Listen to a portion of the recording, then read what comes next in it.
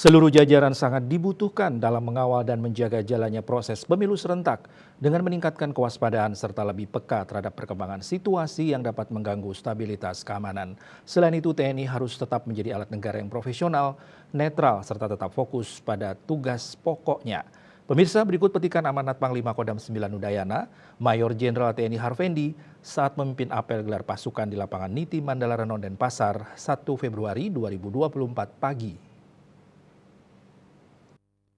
Terjaminnya kondusivitas di wilayah Kodam 9 Udayana, maka saya perintahkan agar masing-masing satuan menyiapkan satu SSP lengkap dengan perlengkapan PHH bagi yang memiliki dan satu SSP tanpa perlengkapan PHH bagi satuan yang belum memiliki, yang siap untuk dioperasionalkan. Berikan bekal dan latihan kemampuan sesuai prosedur yang berlaku di lingkungan TNI.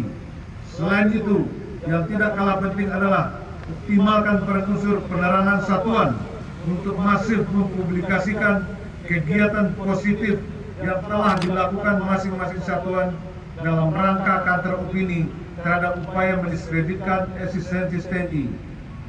Edukasi masyarakat dengan memanfaatkan media massa maupun media digital secara tepat guna, efektif, efisien, dan up to date. Para prajurit sekalian yang saya banggakan, sebelum mengakhiri amanat ini, perlu saya tekankan bahwa peran aktif seluruh jajaran sangat dibutuhkan dalam mengawal dan menjaga jalannya proses pemilu serentak dengan meningkatkan kewaspadaan serta lebih peka terhadap perkembangan situasi yang dapat mengganggu stabilitas keamanan. Kedepankan prinsip netralitas dan senantiasa menggaungkan pemilu damai, jaga nama baik atau citra TNI dalam sikap maupun perilaku di kehidupan bermasyarakat, serta tunjukkan sikap TNI manunggal dengan rakyat yang kehadirannya menjadi solusi bagi rakyat. Tingkatkan sinergitas dengan seluruh stakeholder terkait serta komponen masyarakat dalam menjaga stabilitas keamanan di wilayah masing-masing. Bangun komunikasi sosial yang harmonis dalam berinteraksi, ciptakan ikatan emosional yang kuat dengan rakyat sebagai ibu kandung TNI.